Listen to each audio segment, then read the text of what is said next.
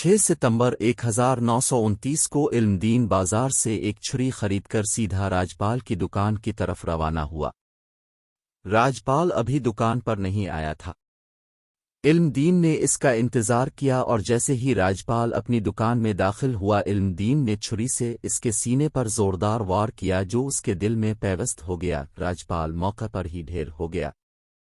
Police ने इसे गिरफ्तार कर लिया और उस पर कत्ल का मुकदमा दर्ज करके केस चलाया गया। अल्लामा इकबाल की दरख्वास्त पर कायदे-आज़म मोहम्मद अली जिन्ना ने इल्मदीन का मुकदमा लड़ा। कायदे-आज़म ने एक मौके पर इल्मदीन से कहा कि वो जुर्म का इकरार न करे। गाजी इल्मदीन ने कहा कि मैं ये कैसे कह दूं कि मैंने ये कत्ल नहीं किया, मुझे इस कत्ल पर नदामत नहीं बल्कि फ़ख्र है।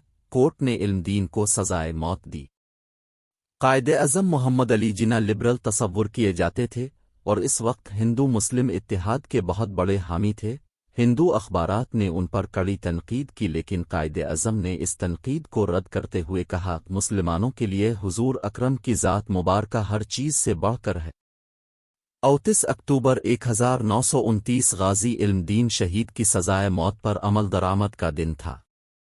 इल्मदीन से इनकी आखिरी ख्वाहिश पूछी गई तो उन्होंने कहा कि मुझे सिर्फ 2 रकत नमाज पढ़ने की इजाज़त दी जाए।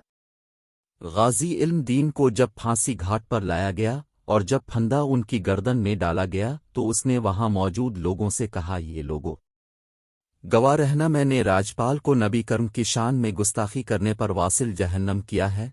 आज मैं अब सब के सामने कलमा तैयबा का वर्द करके हुर्मत रसूल पर अपनी जान निछावर कर रहा हूँ। गाजी इल्मदीन शहीद को फांसी के बाद बरतानवी हुकूमत ने उनकी मैयत बगैर नमाज जनाजा जेल के कब्रिस्तान में दफना दी, जिस पर मुसलमानों ने शदीद एहतजाज किया और अल्लामा इकबाल ने एक मुहिम चलाई और आखिरकार अंग्रेज़ों को ये यकीन दहानी के बाद कि लाहौर में तदफीन के मौके पर हंगामा आराई नहीं होगी, इसकी इजाज़त दे दी गई।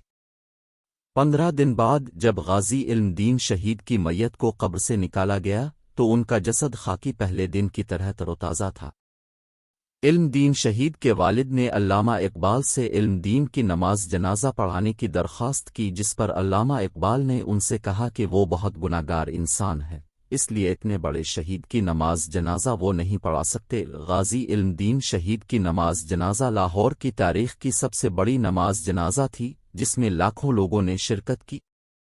हर एक की ख्वाहिश थी कि आशिक रसूल के जनाजे को कंधा दे।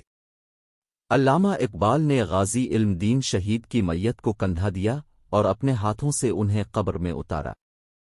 इस मौके पर अल्लामा इकबाल ने नम आंखों के साथ कहा, तरखान का बेटा आज हम पढ़े लिखों पर बाजी ले गया और हम देखते ही रह गए। इल्मदीन शहीद की फांसी के बाद ऐसे हालात पैदा हुए जिसके बाद अंग्रेज़ों को कवानीन में तब्दीली करना पड़ी और किसी भी मजहब की तौहीन को जुर्म करार दिया गया और इस तरह एक नौजवान की कुर्बानी कानून में तब्दीली का पेश खैमा बनी।